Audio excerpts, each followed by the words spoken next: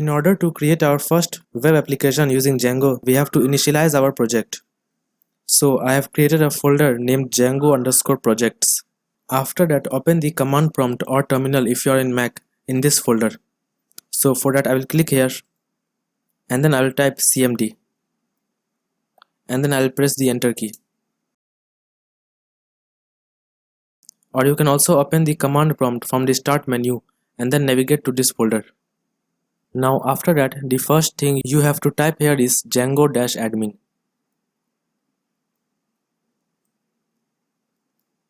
Which is the name of the Django's command line utility.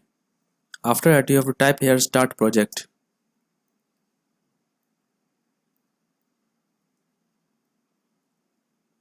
To create our project.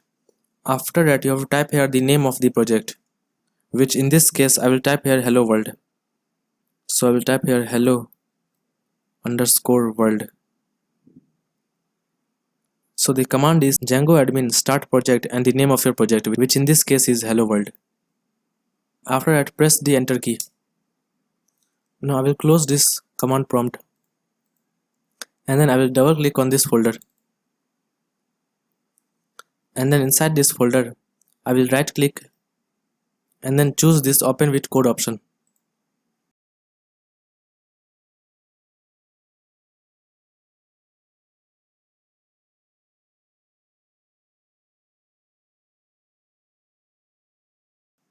And then I will click here. Now if the option open with VS Code is not appearing for you, you can open your VS Code from the start menu and then click on this file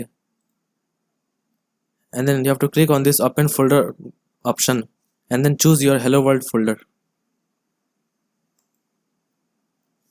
Now inside this you can see that there is a file manage.py and there is a folder named hello_world, and in this folder there are several files. Now this settings.py file controls our project settings. This urls.py file will contain our URLs.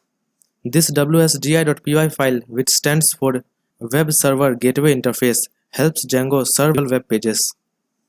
The last file manage.py is used to execute various Django commands such as running the local web server or creating a new app. Now to start the local server you have to run a command. So for that open the terminal.